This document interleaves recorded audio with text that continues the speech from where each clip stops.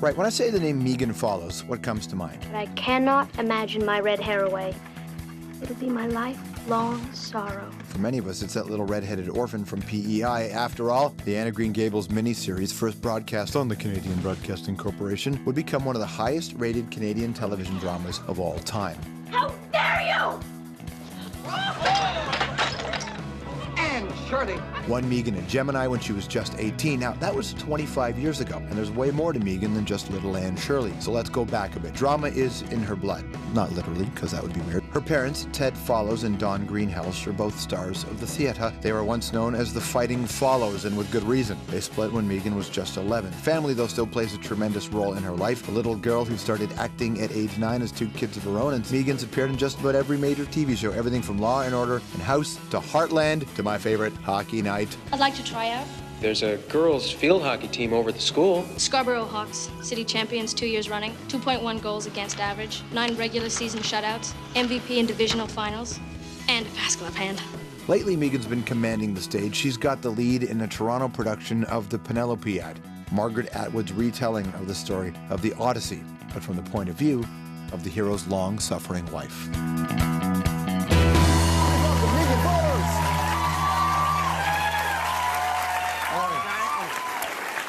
Nice to see you. Nice to see you.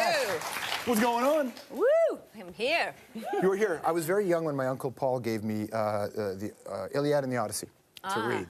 And I never really thought I was too young to put it in a different context. And then when this one comes out, it completely turns it on. I mean, talk about this play and what you're doing. It's completely... The Penelopiad. Is based on Margaret Atwood's book, The Penelopiad, or the Penelopiad. Penelopiad. We were saying the Penelopiad. And she wrote the play. So it's really Penelope's point of view of the 20 years that of her life and the 20 years she waited for Odysseus to return to Ithaca while she was fending off the suitors and protecting her homeland and staying ever chaste and faithful to Odysseus. It's got to be, as a performer or as an artist, so interesting to be able to do that kind of project, because those don't come around too often. No. There are very few Atwoods, if there are no other Atwoods. No, there are no other Atwoods. She has an incredibly distinctive, fascinating, challenging, brilliant voice that you gotta suit up and step up for. And so it's a ride. When Michelle Landsberg was on the show recently, we were talking about what feminism is today, and that a lot of women reject the term feminism, but they don't really reject the notion of it. Yeah, I find that terrifying that women would reject the idea of, yeah, I think that's a big mistake. What does feminism mean to you today? You know, what does it mean? It means, I think that we have to not be seduced into thinking we have an equality that we don't really have. I think that there is still a double standard that exists. I think we are have many more opportunities, and particularly in our part of the world, than a lot of women do not have. And I've traveled to different parts of the world through work. I've done stills photography on a friend's documentary in Cambodia, working with children. And I would see the condition of the girls and the women, the children in general, but there's things that we are protected from more in the Western hemisphere, and thank God we have what we have. But it doesn't mean the other issues have gone away. So I'm a single parent. I have a daughter. I have a son as well. And I want first and foremost to be acknowledged sort of for who I am and the contribution I make and what I find as a woman and as an actress. You get this pressure as you get older that your value becomes less. There's a real obvious one we can put out there. And I think, well, what's the alternative? I don't get older. I don't bring the quality of who I am and my experience to what I have to offer, so that my value is more at a certain point than now. That's kind of insane. Sure. And very disempowering. So I think that's. I will often say that people will blame TV too much, but I think TV can bear the brunt of the blame on this one, in a lot of ways. Television and North American television, in particular. I think that other countries and the Brits are more mature in who they show, and of people of all ages and races, and playing roles of significance and power. And we tend to still you know, value a certain type of image of something. And so you're raising your kids. People always talk about the idea of teaching these values to young girls, but it's equally important, if not more important, to teach them to the sons, isn't it? Absolutely. What kind of conversations do you have with them about this? Well, you know, he's a 17-year-old son. You know, I find young, he's like incredibly aware of some things, and then, you know, if I didn't make him a sandwich, he might starve to death. So. Listen, let me tell you, Megan, I'm 39. It doesn't change. You know. Whereas my daughter, like, will whip up a gourmet meal, and I'm sort of like, wow, dude, you're hungry. Open the fridge, like, put the you know, okay. No. So, but he's seen, you know, he also has an incredibly strong sister, and she is very intelligent and powerful. So he's, you know, and my mother is, he's got a lot of strong women around. Kid, he hasn't got a chance of not embracing strong women. He's got a lot of them around him. I'm sure I mean, I know a lot of people talk to you about Green Gables and all that, but one of the very first times that I saw the idea of equality addressed in TV was in Hockey Night. Yeah. You know, where you played a goalie, right? All right, yeah. Mom. You know, Mom, a goalie. Yeah. And it's funny that I think it's just recently a couple of girls in Brampton were awarded a settlement because they wanted, you know, the right place to get changed, essentially, right? And more than that, do people still bring up that show to you ever, aside from me? No, yeah, definitely. That one was, and particularly in this country, it was a beginning of, it was a big deal, the Hockey Night. Those sorts of conversations. Yeah, and I think, you know, as we bring up the famous redhead, you know, what was so ultimately, to me, so powerful about that story and why it withstood the test of time was ultimately you took a girl who at the time had no value. Mm-hmm. They're disappointed she's not a boy.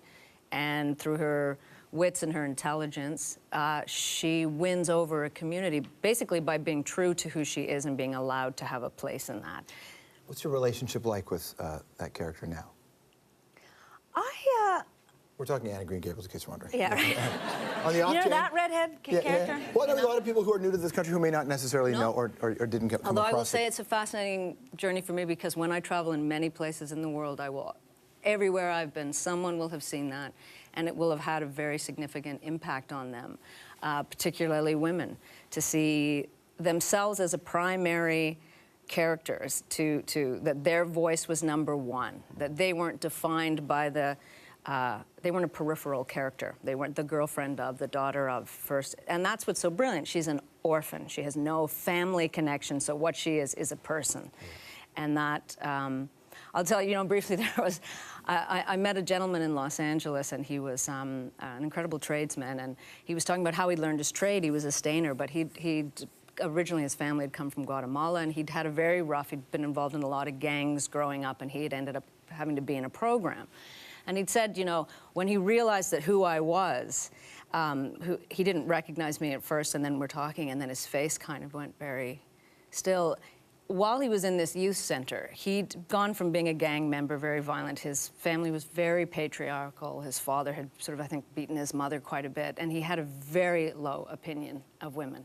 And somewhere stuck in this program on PBS, Anne of Green Gables had been on, and he'd been watching it, and he said that it transformed his idea of what being female meant, that the value that women and that girls had, and he hadn't realized that. And it was completely shifted his perspective. So, I mean, that's an extraordinary thing to have been a part of. I'm really proud that we hit the right note with Anne, that we achieved that, so. All right, stick around. We're going to get more into that and some old footage for you. Anthropology when we come back.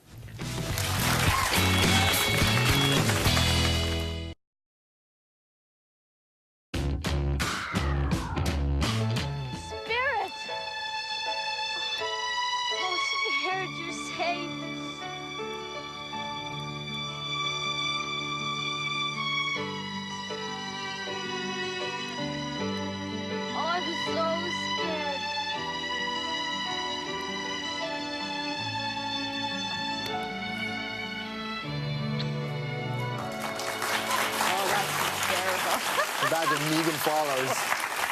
Yeah, look, Hockey Night, Green Gables, dude, that's the littlest hobo. That is the littlest hobo. That, you know, I've got status, man. But that's your You're like your real-life parents.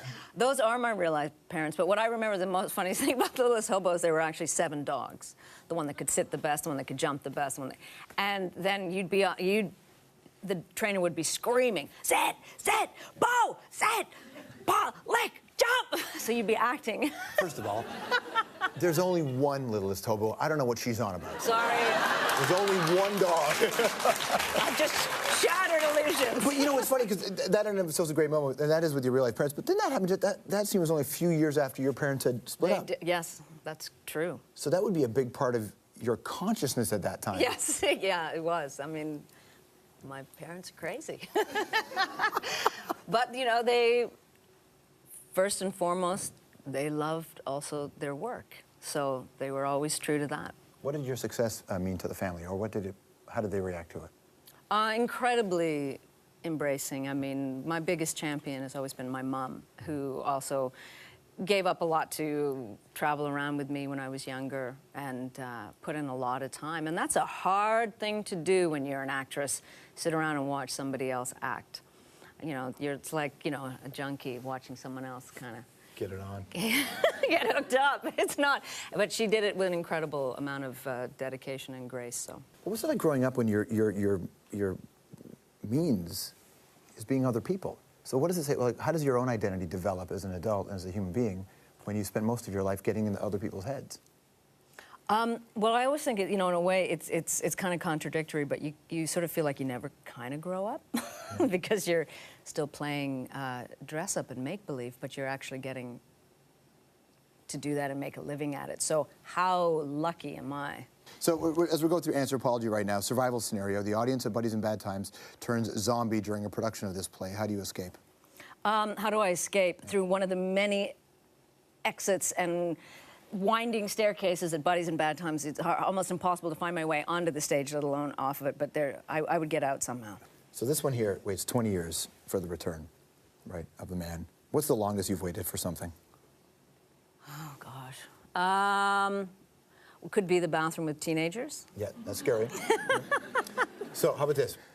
You're standing on a road, and 20 feet down the road is a clown. It's coming towards you. What do? I make sure I don't know the clown, first of all. Do you know a lot of Have I slept with that clown? I don't know, man. Because if I do, I run in the other direction. I meant an actual clown, not the proverbial clown. Okay, sorry. Clowns don't scare you right there. All right, who do you want to play you in a play about your life? Oh, ooh, I want you to play me. Me? I want to see it. Play me right now. Let me see. Play you right now? Yeah. What would you do? No, I would just do this. I would go like this.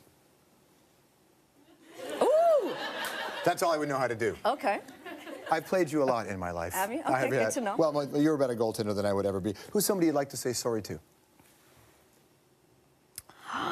Well, it might be good. Nobody immediately jumps to mind.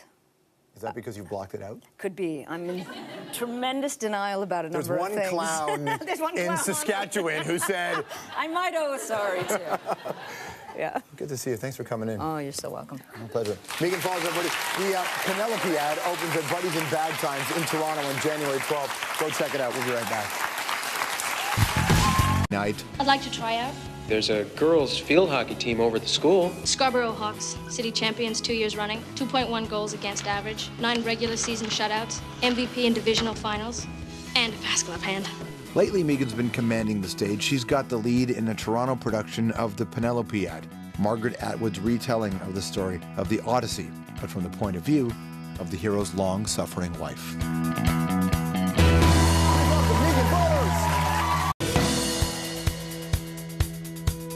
Right, when I say the name Megan Follows, what comes to mind? But I cannot imagine my red hair away. It'll be my lifelong sorrow. For many of us, it's that little red-headed orphan from PEI. After all, the Anne of Green Gables miniseries, first broadcast on the Canadian Broadcasting Corporation, would become one of the highest-rated Canadian television dramas of all time. How dare you! And Shirley. One Megan and Jem. Nice to see you. Nice to see you. What's going on? Woo! I'm here. You were here. I was very young when my Uncle Paul gave me the Iliad and the Odyssey to read. And I never really thought I was too young to put it in a different context. And then when this one comes out, it completely turns us on. I mean, talk about this play and what you're doing. It's completely... The Penelopiad. Is based on Margaret Atwood's book, The Penelopiad, or the Penelopiad. Penelopiad. We're saying the Penelopiad. And she wrote the play. So it's really Penelope's point of view of the 20 years of her life and the 20 years she waited for Odysseus to return to Ithaca while she was fending off the suitors and protecting her homeland and staying ever chaste and faithful to Odysseus. It's got to be, as a performer or as an artist, and I when she was just 18. Now, that was 25 years ago, and there's way more to Megan than just little Anne Shirley. So let's go back a bit. Drama is in her blood. Not literally, because that would be weird. Her parents, Ted Follows and Dawn Greenhouse, are both stars of the theatre. They were once known as the Fighting Follows, and with good reason. They split when Megan was just 11. Family, though, still plays a tremendous role in her life. A little girl who started acting at age 9 has 2 kids of her own, and Megan's appeared in just about every major TV show, everything from Law and Order and House to Heartland to my favorite, hockey.